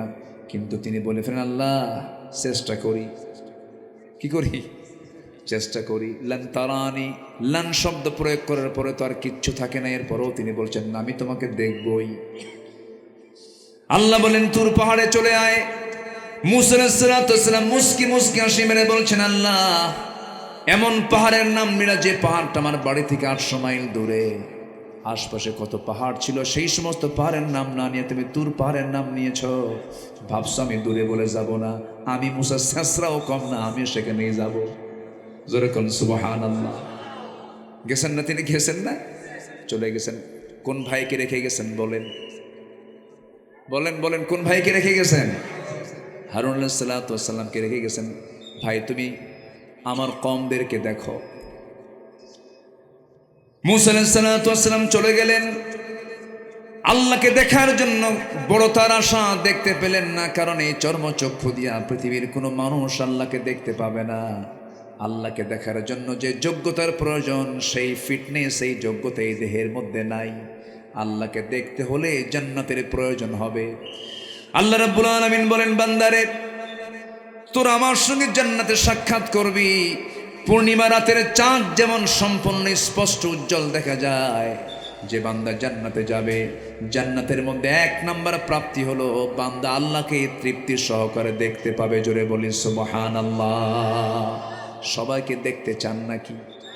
আল্লাহকে সবাই দেখতে চান? আল্লাহকে সবাই দেখতে চান? আল্লাহ কবুল করুন। জোরে বলি আমিন।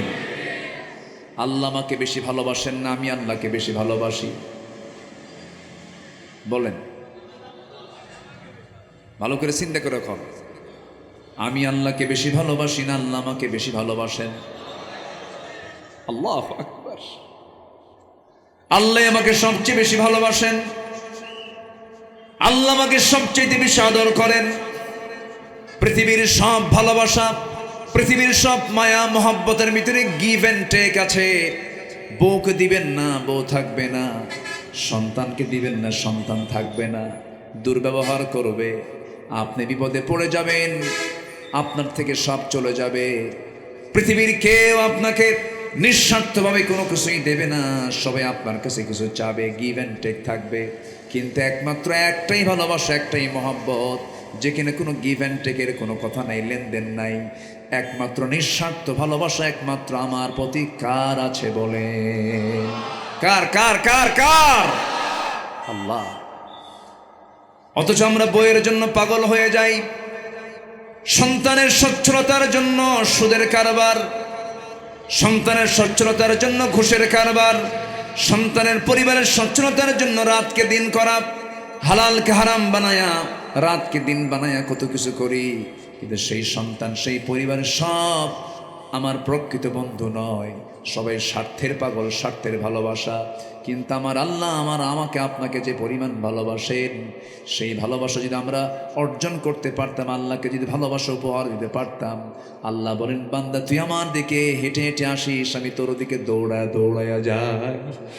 বান্দা তুই আমার দিকে 1 কদম হাঁটিস, আমি তোর দিকে 10 কদম আগায়া যাই। বান্দা যখন কান্দে আল্লাহ তখন অস্থির হন। বান্দার 1 ফোঁটা চোখের পানি যদি আল্লাহর ভয়ে যদি পড়ে যায়, আল্লাহর কসম করে বলতেছে ভাইরা, ওই 1 ফোঁটা চোখের পানির দাম এত বেশি, 7 সমুদ্রের পানি দিয়ে জাহান্নাম নিবে না, কিন্তু বান্দার 1 ফোঁটা চোখের পানি দিয়া 7টা জাহান্নাম নিবে যাবে। জোরে বলি সুবহানাল্লাহ। আমরা মোহাব্বত করব কাকে? আসতে বলবেন না কাকে? নামাজ পড়ব কয় ওয়াক্ত? আসতে বলবেন না কয় ওয়াক্ত নামাজ? 5 ওয়াক্ত নামাজ পড়ব। ধৈর্যশীলতার পরিচয় দেব। জীবনের সকল জায়গায় ধৈর্যের গুণ আছে যার, সফলতা আছে তার, ধৈর্যের গুণ নাই যার, পরাজয় আছে তার। এই জন্য ধৈর্যের পরিচয় দিয়ে সব কাজগুলো করব। দিনের কাজ করতে গেলেও ধৈর্যের প্রয়োজন, দুনিয়ার কাজ করতে গেলেও ধৈর্যের প্রয়োজন, সকল কাজ করতে গেলেই ধৈর্যের প্রয়োজন। আমার বন্ধুগণ, আদম আলাইহিস সালাতু ওয়াস সালাম যখন জান্নাতের মধ্যে ভালোই ছিলেন, জান্নাত থেকে আল্লাহ রাব্বুল আলামিন যখন বলে দিলেন কুল্লা হাবিতু মিনহা জামিআ, দুজন মিলে তোমরা দুনিয়াতে চলে যাও। দুজন দুনিয়াতে চলে আসলেন, কি পরিমাণ ধৈর্যের পরিচয় দিলেন। কতদিন চলে গেল, চোখের পানিতে পানিতে সয়লাব হয়ে যাচ্ছে, কাঁদতেছেন বারবার, ধৈর্যের পরিচয় দিয়ে বলছেন আল্লাহ ফাযাল্লাহুমা শাইতান, শয়তান পদস্খলন করে দিয়েছে, আল্লাহ তুমি আমারে মাফ করে দাও। আদমও কান্দেন, হাওয়াও কান্দেন, আমাদের আব্বা আম্মা কেঁদেছেন দুনিয়াতে এসে। এই জন্য আমরা সন্তান দুনিয়াতে হাসবো বেশি না কাঁদবো বেশি? আজ থেকে হাসবো বেশি না কাঁদবো বেশি? দুনিয়াতে কাঁদবে বেশি যে আখিরাতে হাসবে বেশি সে, আর দুনিয়াতে হাসবে বেশি যে আখিরাতে কাঁদবে বেশি সে। দুনিয়া মূলত হাসার জায়গা না কান্নার জায়গা? আসতে বলবেন না কিসের জায়গা? কিসের জায়গা? কান্নার জায়গা। আদম আলাইহিস সালাতু ওয়াস সালাম যে দোয়া করেছেন, তার স্ত্রীকে নিয়ে আম্মাকে নিয়ে যে দোয়াটা করেছেন, সবাই আমার সঙ্গে ঠোঁট মিলিয়ে মিলিয়ে বলুন, রব্বানা যালামনা আনফুসানা ওয়া ইল্লাম তাগফির লানা ওয়া তারহামনা লানাকুনান্না মিনাল খাসিরিন। আমাদের জাতির পিতা ইব্রাহিম আলাইহিস সালাতু ওয়াস সালাম কি ধৈর্যের পরীক্ষা দিয়েছেন, কি পরীক্ষা না তার জীবন এসেছে। জন্ম থেকে নিয়ে মৃত্যু পর্যন্ত শুধু পরীক্ষার পরীক্ষা, একটা না একাধিক পরীক্ষা, অনেক পরীক্ষা করা হয়েছে। সমস্ত পরীক্ষায় তিনি ফার্স্ট ক্লাস ফার্স্ট হয়েছেন, কখনো ফেল মারেন নাই। ওয়া ইযি বাতালা ইব্রাহিম রাব্বুহু বিকালিমাতিন ফাআতাম্মাহুন, প্রত্যেকটা পরীক্ষায় তিনি পাশ করেছেন। আমার বন্ধুগণ, ইব্রাহিম আলাইহিস সালাতু ওয়াস সালামের সবচাইতে বড় পরীক্ষা ছিল, সেই পরীক্ষা সবার কম বেশি জানা আছে। একজন নবীকে আগুনে পুড়ে মেরে ফেলার সিদ্ধান্ত হয়েছিল, সেই নবীর নাম কি বলেন? বলেন সেই নবীর নামটা কি বলেন? ইব্রাহিম আলাইহিস সালাম কি অপরাধে তাকে আগুনে পুড়ে মারার সিদ্ধান্ত নেওয়া হয়েছিল, সে অপরাধটা আজকের সমাজেও আছে না নাই? আসতে বলবেন না আছে না নাই? আছে। ইব্রাহিম আলাইহিস সালাম তিনি মূর্তি রেখেছেন না মূর্তি ভেঙ্গেছেন?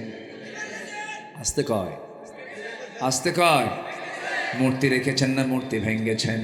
কিন্তু তার সন্তান আমরা বাড়ির ড্রয়িং স্পেসে জায়গায় জায়গায় মূর্তি ভাঙ্গি না মূর্তি রাখি, এটা কেন হবে? মারাত্মক অপরাধ এটা, শিরকের গুনাহ করা যাবে না। ইব্রাহিম আলাইহিস সালাতু ওয়াস সালাম শিরক উৎখাত করার জন্য দুনিয়াতে এসেছিলেন। কোনো মূর্তির স্থান তার কাছে ছিল না। তিনি জানতেন এই কাজটা করলে পরে রাষ্ট্রীয় শক্তি আমার বিরুদ্ধে খেপে যাবে, কিন্তু মূর্তিটাকে সহ্য করতে পারলেন না। মূর্তিগুলোকে ভেঙ্গে যখন চুরমার করে ফেললেন, আগুনে ফেলার সিদ্ধান্ত হয়ে গেল। ইব্রাহিম আলাইহিস সালাতু ওয়াস সালাম হাসি মুখে বরণ করে নিলেন, আগুনে তোমরা নিক্ষেপ করো, বাতিল শক্তির কাছে মাথা নত করবো না। ধৈর্য আছে না নাই? আসতে বলবে না, ধৈর্য আছে না নাই? ধৈর্য আছে। সবাই মিলে পরামর্শ দিলে, ইব্রাহিম তুমি মাফ চেয়ে নাও, ক্ষমা চেয়ে নাও, রাষ্ট্রপতির কাছে তুমি আত্মসমর্পণ করো, ক্ষমা চেয়ে নাও, তোমাকে ক্ষমা করে দেওয়া হবে। ইব্রাহিম আলাইহিস সালাম বললেন, একমাত্র আত্মসমর্পণ করব তার কাছে। ইন্না সলাতি ওয়া নুসুকি ওয়া মাহইয়ায়া ওয়া মামাতি লিল্লাহি রাব্বিল আলামিন। আমার জীবন, আমার মরণ, আমার সব কিছু কার জন্য বলেন? আসতে বলবেন না, কার জন্য বলেন? ইব্রাহিম আলাইহিস সালাতু ওয়াস সালামকে যখন আগুনে নিক্ষেপ করা হলো, তিনি নিজের চোখে দেখতে পেলেন বাপ পর্যন্ত সহযোগিতা করে তাকে আগুনে ফেলে দিল। আল্লাহকে বলছেন, আল্লাহ এই পৃথিবীর বুকে সন্তান যদি বিপদে পড়ে যায়, অন্তত বাপটা তার সাথে আসে, তার পক্ষে কাজ করে। আজকে আল্লাহ তোমার কাছে প্রার্থনা করলাম, আমার বাপটা পর্যন্ত আমার বিরোধী হয়ে আমাকে আগুনে ফেলতে চায়। আল্লাহ তুমি এত বড় বিপদ থেকে তুমি আমাকে বাঁচাও। ও আল্লাহ, এত বড় মুসিবত থেকে তুমি আল্লাহ আমাকে বাঁচাও। আল্লাহ তারা দোয়া কবুল করলেন, আগুনের টুকরা হয়ে গেছে আল্লাহর পয়গম্বরের জন্য জান্নাতের টুকরা। জোরে কোন সুবহানাল্লাহ। তিনি আল্লাহর কাছে দোয়া করেছিলেন কি? সবাই বলেন, রব্বানা তাকাব্বাল মিন্না ইন্নাকা আনতাস সামিউল আলিম ওয়া তুব আলাইনা ইন্নাকা আনতাত তাওয়াবুর রহিম। আমার বন্ধুগণ, আরেকজন পয়গম্বর 18 বছর ধরে রোগাক্রান্ত ছিলেন। 3 দিন রোগ হলে, জ্বর হলে পরে অনেকের মাথা খারাপ হয়ে যায়, বলে ফেলে আল্লাহর চোখ আসলে কানা হয়ে গেছে, আমারে দেখেই না। এরকম আছে না নাই বলেন তো? আছে। কিন্তু আল্লাহর পয়গম্বর কোন পয়গম্বর বলেন তো? বলেন কে কে কে? 1 বছর না 18 বছর? 1 মাস না 18 বছর? একটানা 18 বছর ধরে রোগাক্রান্ত হয়ে পড়েছিলেন। গোটা গায়ে দুর্গন্ধ হয়ে গেছে, পোকে লেগে গেছে, কেউ তার পাশে থাকতে পারে না। কিন্তু একটা বারের জন্য মনক্ষুণ্ণ হলেন না, ধৈর্যের পিরামিড হয়ে থাকলেন। কি পরিমাণ ধৈর্যের পরিচয় দিলেন! সবশেষ বললেন, রব্বিয়ান্নি মাসসানিয়াদ দুরু ওয়া আনতা আরহামুর রাহিমিন। আল্লাহর কাছে প্রার্থনা করলেন, আল্লাহ প্রার্থনা মঞ্জুর করে দিলেন। একদিন বলে ফেলেন, আল্লাহ আমার ঘাগুলো সব জায়গায় পৌঁছে যাক, কিন্তু আমার জিহ্বা পর্যন্ত ঘা না আসুক, তোমার নামের জিকির করব কেমনে? আল্লাহ বলছেন, ও আমার আইয়ুব, তোমার দোয়া আজকে আমার কবুল হয়ে গেছে, আমি তোমার সব কিছু কবুল করে নিয়েছি। জোরে কোন সুবহানাল্লাহ। আল্লাহ তাকে সুস্থ করে দিলেন। আরেকজন পয়গম্বর সমুদ্র বক্ষের ভিতরে প্রায় 40 দিন ছিলেন মাছের পেটে। কোন নবী বলেন? কোন নবী বলেন?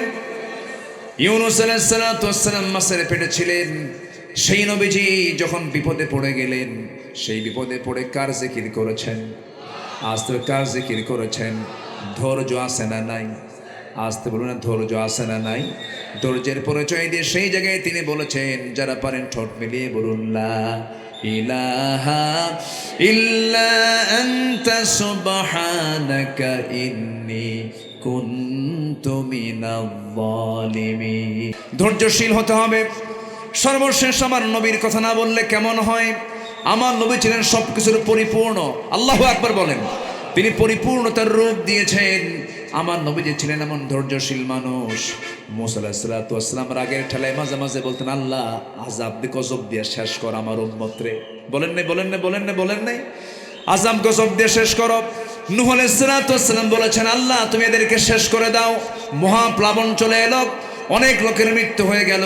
কিন্তু আমার নবীজি সারা জীবনে 2-1 বার ছাড়া কোনো কোথাও তিনি লানত দেন নাই, অভিসম্পদ দেন নাই, বদদোয়া দেন নাই।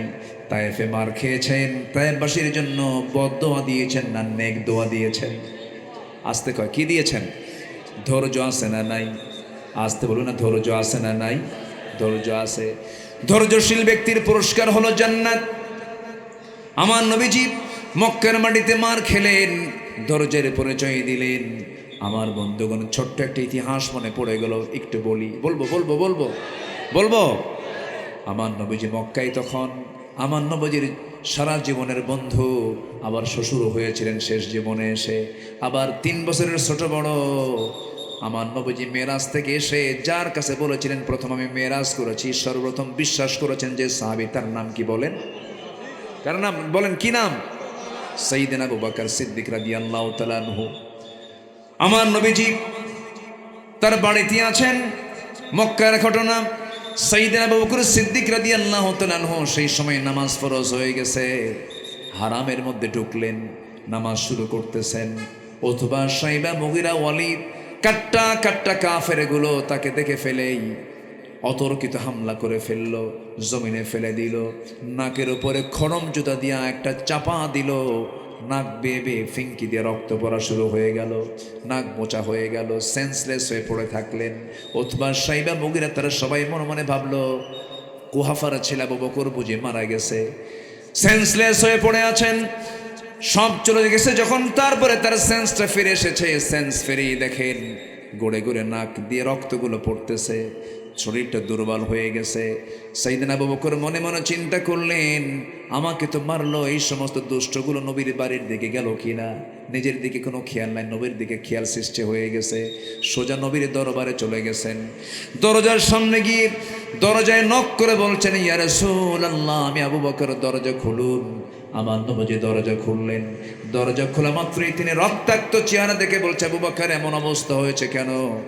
সঙ্গে সঙ্গে তিনি বলছেন, হুজুর সেজদা দিয়েছি, উতবা, সাইবা, মুগিরা আমার নাকটা বোচা করে দিয়েছে, আমাকে সেন্সলেস করে রেখেছিল, আল্লাহ আমাকে হুঁশ ফিরায় দেওয়ার সঙ্গে সঙ্গে আপনার কথা মনে হয়ে গেছে, হুজুর আমার জীবন চলে যাক, আপনার গায়ে একটা আঁচড় না লাগুক।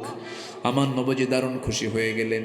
রাসূল বলছেন, আবু বকর কিছু বলতে চাও নাকি? বলো হুজুর, মক্কার হাওয়া ভালো না, চোরাগুপ্ত হামলা শুরু হয়ে গেছে, আমরা মক্কার বাইরে চলে যাই। রাসূল বলছেন, আবু বকর তোমার শরীর থেকে যে পরিমাণ রক্ত ঝরতেছে, তোমার তো খাবারের প্রয়োজন, চলো আমরা বাইরে চলে যাই। মক্কার বাইরে চলে গেলেন।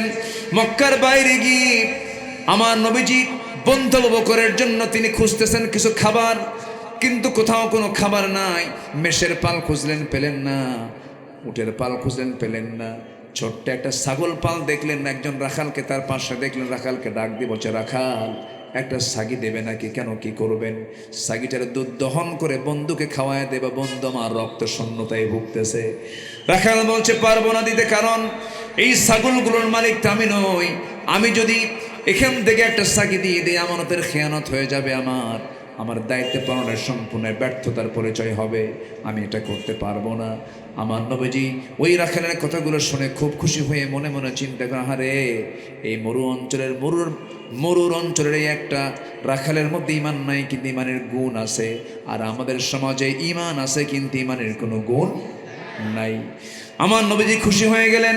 এবার রাখালকে মুস্কি হাসি মেরে বলছেন, ওরে রাখাল, আমি তোমার কাছে এমন একটা ছাগি চাবো যে ছাগিটার পেটে কখনো বাচ্চা আসে নাই, কখনো বাটে দুধ আসে নাই, ওলানে দুধ আসে নাই, পেটে কখনো বাচ্চা আসে নাই, ছোট্ট একটা ছাগি দিলেই হবে।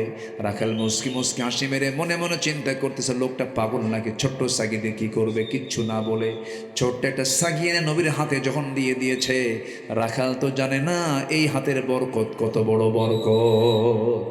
আমার নবীজি ছাগিটা হাতের মধ্যে নিলেন, 2 পায়ের মাঝখানে রাখলেন, কোসায় নিয়ে নিলেন।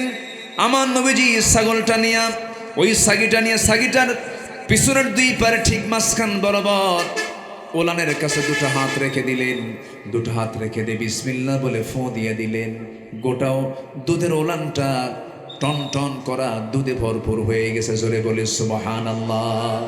আমার নবীজি এবার রাখালকে বলছেন, রাখাল একটা কাদাহ নিয়ে আসো, একটা বাটি নিয়ে আসো। এই বাটিটা নিয়ে আসা হলো। নবীজি নিজেই দুধ দহন করা শুরু করলেন। দুধ দহন করে বাটি পূর্ণ হয়ে গেল। এবারে বাটিটা হাতের মধ্যে নিয়ে রাসূল মুস্কি হাসি মেরে বলছেন, আবু বকর সকালে মার খেয়েছো, এখন বরকতের দুধ খাও। জোরে কোন সুবহানাল্লাহ। বাটি পূর্ণ দুধ নিয়ে সাইয়েদনা আবু বকর পান করা শুরু করলেন। এত তৃপ্তি ভরে পান করলেন, পেটের চামড়া টাইট হয়ে গেছে, এত পরিমাণ দুধ তিনি খেলেন, কিন্তু দুধের পাত্র থেকে দুধ চুল পরিমাণ কমে নাই। আমার নবীজি বলছেন, আবু বকর তুমি কি চিন্তা করতেছো হুজুর? দুধ তো পান করলাম অনেকগুলো, কিন্তু দুধ তো কমে না। রাসূল বলছেন, এই বাটির দুধ কখনো কমবে না যতক্ষণ আমি নবী এই বাটিতে ঠোঁটটা না লাগাবো। জোরে বলে সুবহানাল্লাহ। আমার নবী যেবার বললেন রাখালকে দিয়ে দাও, রাখালের হাতে দুধের বাটি দেওয়া হলো, দুধের পাত্র দেওয়া হলো। রাখাল যখন মুখটা নিয়ে নিয়েছে বাটির সাথে, আমার নবীজি বিসমিল্লাহ বলে দিলেন, সেও দুধ পান করলো, কিন্তু দুধ কমে না এই বাটি থেকে। এবার রাসূল বলছেন, শোনো ও রাখাল, শোনো আবু বকর, এই বাটিতে যে পরিমাণ দুধ এখনো আছে, আল্লাহর কিছু বান্দা এখানে থাকলে পরে কেউ দুধ কমাতে পারতো না। আমি যখন বাটিতে মুখ রাখবো তখন দুধটা শেষ হয়ে যাবে। আমার রাসূল বুদ্ধা বাটিতে মুখ রাখলেন, খেয়ে নিলেন দুধের বাটি, দুধটা শেষ হয়ে গেল, দুধ ফুরে গেল। আমার নবীজি এবার দুধের বাটি রাখালকে দিয়ে বলছে, রাখাল এই দুধের বাটিটা তুমি নিয়ে নাও, আমাদের কাজ এখন শেষ, আমরা এখন চলে যাচ্ছি। রাখালের চোখে পানি। রাসূল বলছে, রাখাল তুমি কাঁদো কেন? এবার বলছে, আপনি চলে যাচ্ছেন, আমাকে একা ছেড়ে নিয়ে যাবেন, একা ছেড়ে থুয়ে যাবেন কেন? আমিও যেতে চাই, আপনার সঙ্গে যেতে চাই। রাসূল বলে ফেললেন, কিছুক্ষণ আগেই তুমি তো ওয়াজ করলে আমানতের খেয়ানত করা যাবে না, তুমি যদি আমার সঙ্গে চলে যাও এই ছাগলগুলো দেখবে কি? তুমি তো রাখাল। তাই তো, ঠিক কথা বলেছেন, আমি যাব না, কিন্তু একটা শর্ত আমি জড়িয়ে দিতে চাই।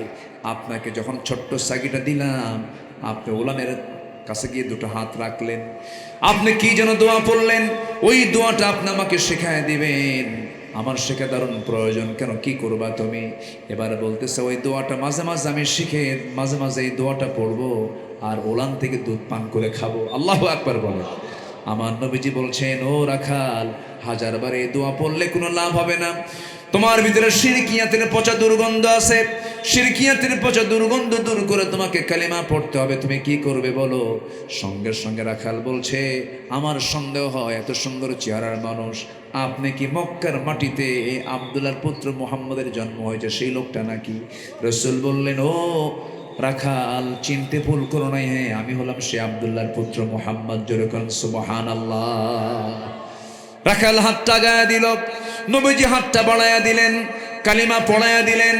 ওই রাখাল সেই রাখাল যে রাখালটার নাম হলো আব্দুল্লাহ ইবনে মাসউদ রাদিয়াল্লাহু তাআলা আনহু। আমার নবীর যত জ্ঞানী মুহাদ্দিস ছিলেন, জ্ঞানী মুফাসসির ছিলেন, তার মধ্যে অন্যতম একজন ছিলেন হচ্ছেন আব্দুল্লাহ ইবনে মাসউদ রাদিয়াল্লাহু তাআলা আনহু। রাসূল তাকে কালিমা পড়ায়া দিলেন। আমার বন্ধুগণ, এই যে আমার নবীজির ত্যাগ, আমার নবীজির ধৈর্য আছে যার, পুরস্কার আছে তার। ধৈর্যহীন হলে পরে কোনো পুরস্কার পাওয়া যাবে না। এই জন্য আমার বন্ধুগণ, ধৈর্য নিয়ে আমরা সমস্ত কাজগুলো করব। জোরে বলি ইনশাআল্লাহ, আরও জোরে বলি ইনশাআল্লাহ। সফল হতে হলে 9টা কাজ আজকে আমরা কোরআন আলোকে শিখে যাব। নাম্বার 1 আমরা শিখে নিয়েছি হলো, নাম্বার 1 হলো ঈমান এবং নেক আমল। নাম্বার 2 হলো তাসকিয়াতুন নফস, পরিশুদ্ধতা। নাম্বার 3 হলো সত্যবাদী হওয়া। নাম্বার 4 হলো তাকওয়া অর্জন করা। নাম্বার 5 হলো ধৈর্যশীলতা। নাম্বার 6 হলো জীবনের সকল জায়গায় আনুগত্য হবে একমাত্র কার? আসতে বলবেন না কার, আরো জোরে কার? আনুগত্য হবে দুজনের। মূলত দুজনের আমরা আনুগত্য করব। আল্লাহ রাব্বুল আলামিন বলছেন, ওয়া মাইয়ুতিইল্লাহা ওয়া রাসূলাহু ফাকাদ ফাযা ফাওজান আযীমা। আরেক জায়গায় বলছেন, আতিউল্লাহা ওয়া আতিউর রাসূল ওয়া উলিল আমরি মিনকুম ফাইন তানাযা'তুম ফি শাইইন ফারুদ্দুহু ইলাল্লাহি ওয়ার রাসূল। জোরে বলুন আল্লাহু আকবার। আমার বন্ধুগণ, মূলত আনুগত্য হবে আল্লাহ এবং রাসূলের। এই আনুগত্যের ভিতরে চুল পরিমাণ কোনো সন্দেহ রাখা যাবে না, কোনো গ্যাপ রাখা যাবে না। আল্লাহ বলছেন, ফাকাদ ফাযা ফাওজান আযীমা। এর ফলাফল হলো আমি তোমাকে মহা সাফল্য দান করব। সাহাবায়ে কেরাম রাসূলকে কি পরিমাণ আনুগত্য করেছেন, কি পরিমাণ মুহাব্বত করেছেন, কি পরিমাণ আস্থা রেখেছেন নবীর উপরে। যুগে যুগে সাহাবীরা রাসূলকে মুহাব্বত করে আনুগত্য করে তা বুঝাইয়া দিয়েছেন। আল্লাহ পাক আমাদের সবাইকে নবীর প্রতি মুহাব্বত রাখার তৌফিক দান করুন। আরো জোরে বলি আমিন, আরো জোরে বলি আমিন, আরো জোরে বলি আমিন। নাম্বার 7 হলো সৎ কাজের আদেশ দেওয়া। অসৎ কাজের বাধা দিলে পরে তুমি সফল হয়ে যাবে। কার কথা? আল্লাহ রাব্বুল আলামিন সূরা আলে ইমরানের 104 নম্বর আয়াতে বলছেন, ওয়ালতাকুম মিনকুম উম্মাতুন ইয়াদউনা ইলাল খায়রি ওয়া ইয়া'মুরুনা বিল মা'রুফি ওয়া ইয়ানহাউনা আনিল মুনকার ওয়া উলাইকা হুমুল মুফলিহুন। জোরে বলুন আল্লাহু আকবার। প্রত্যেকটা আয়াতেই মুফলিহুন, আফলাহ শব্দ দিয়ে আল্লাহ রাব্বুল আলামিন সাজিয়ে দিয়েছেন। বান্দা, সফল যদি হতে চাও আমার কাছ থেকে পরামর্শ নিয়ে নাও, সফল হবে। তুমি সৎ কাজের আদেশ দাও, সৎ কাজের বাধা দাও। আমরা সুযোগ পেয়েছি, ধরুন এই পদুয়ার বাজারে আমরা কোনো বেনামাজি লোককে দেখতে চাই না। কেন দেখতে চাই না? আমরা তাদেরকে নামাজির জন্য দাওয়াত দেব। পদুয়ার প্রত্যেকটা মানুষ হবে নামাজি। জোরে বলি ইনশাআল্লাহ।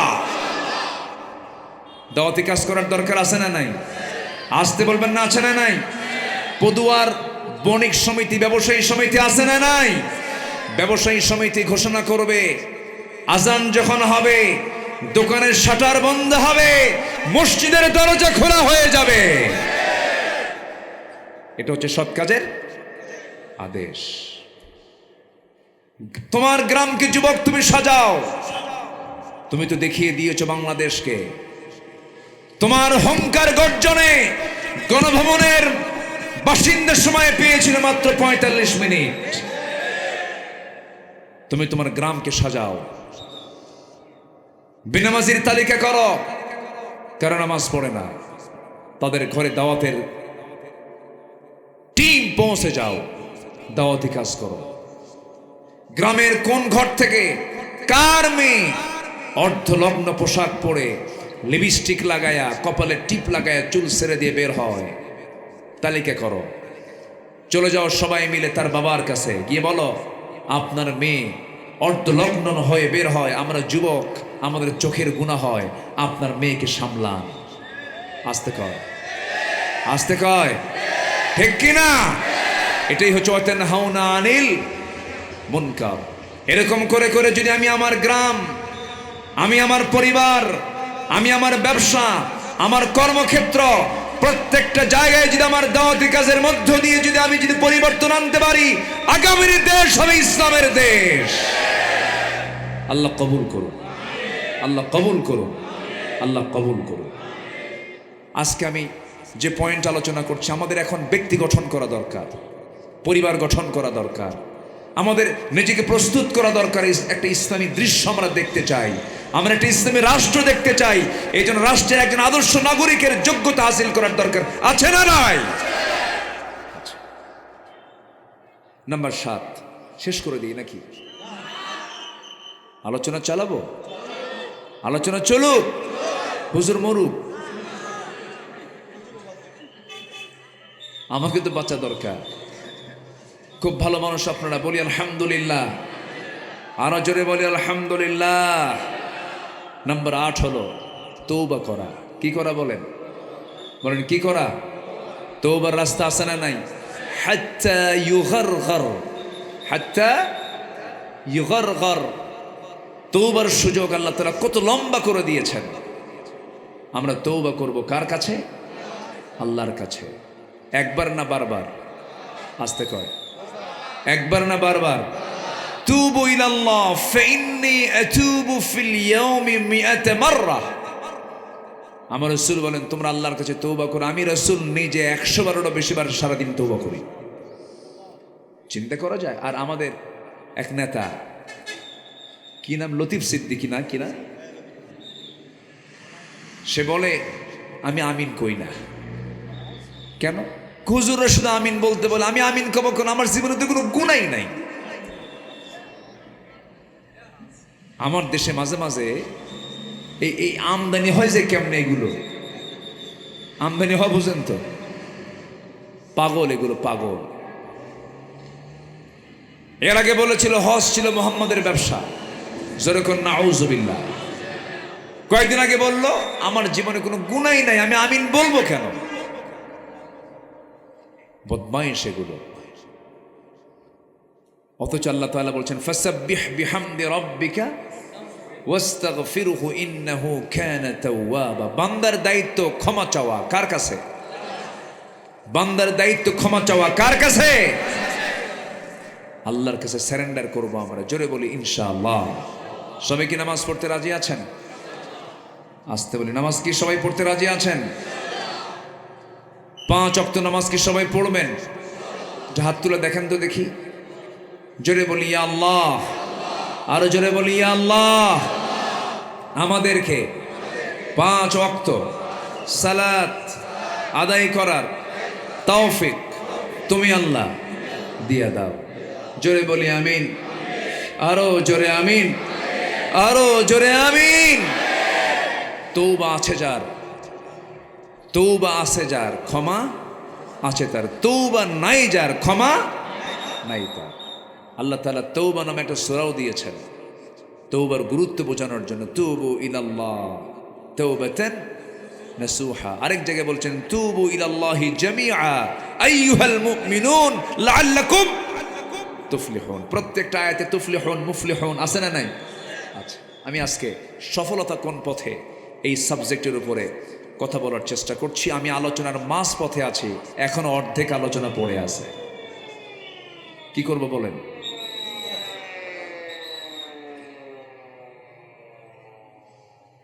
আগামীতে এই মাহফিলটা আমরা দেখতে চাই। একটু ভিতরের দিকে জায়গা নাই? নিরিবিলি জায়গা আছে না? মাঠ আছে তো, একটু মাঠে করবেন। আর ঝুঁকিপূর্ণ তো, যে জোরে গাড়িগুলো যায়, হঠাৎ করে একটা ভাই যদি নিচে পড়ে যায় মাহফিলে এসে, এটা আমাদের জন্য ঝুঁকিপূর্ণ মনে হচ্ছে। আমি ভাবতেছি যে তাড়াতাড়ি শেষ করে দিই নাকি? 12টা বাজে। হিয়া হাত্তা মাতলাইল ফজর।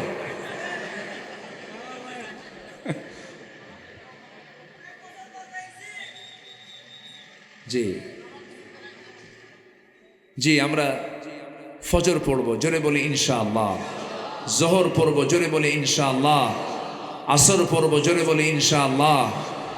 রাজুলুন কলবুহু মুআল্লাকুম বিল মাসাজিদ, মসজিদ না, মুআল্লাকুম বিল মাসাজিদ। যার দিলটা লটকানো থাকে মসজিদ সমূহের সাথে। মানে কি? ফজরে বাড়ি আসি, আমার গ্রামের মসজিদ। জোহরে পদুয়ার বাজার আসি, পদুয়ার বাজারের মসজিদ। সন্ধ্যায় আমি লোহাগাড়া মেইন আমিরাবাদ গেছি, বাস মাগরিবের নামাজ আমার আমিরাবাদ মসজিদ। চলে গেছি এসার সময় আমি বান্দারবান কোনো একটা ব্যবসায়ী কাজে, বান্দারবানের অমুক মসজিদ।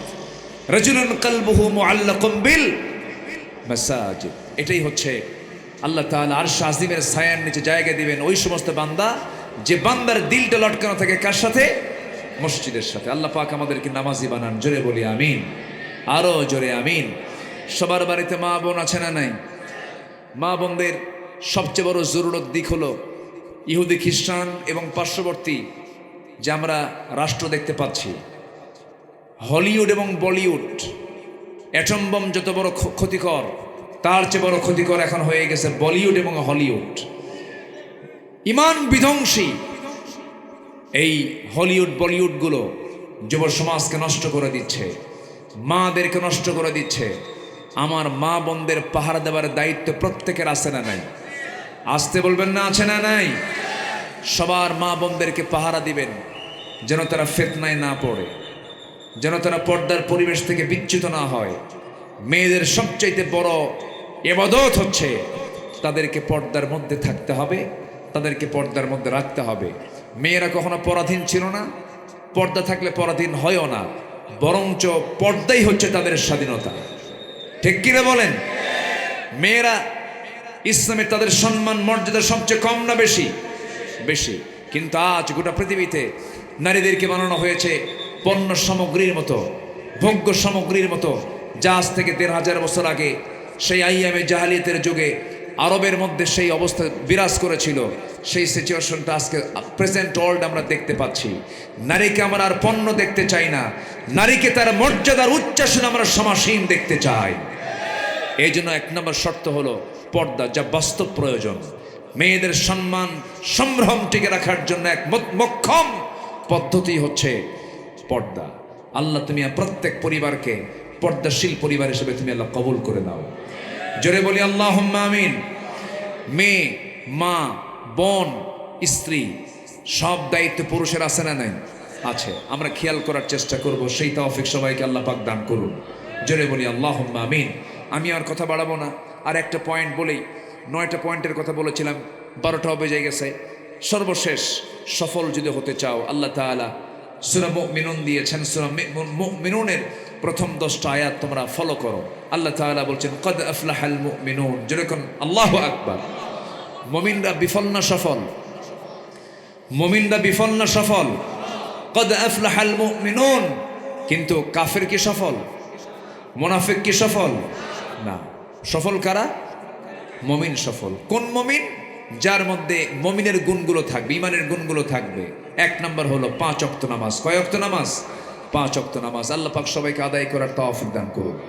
অনেক কথা বলে ফেলেছি, যতটুকু হয়েছে আমরা বলে ফেলি আলহামদুলিল্লাহ। জোরে বলি আলহামদুলিল্লাহ।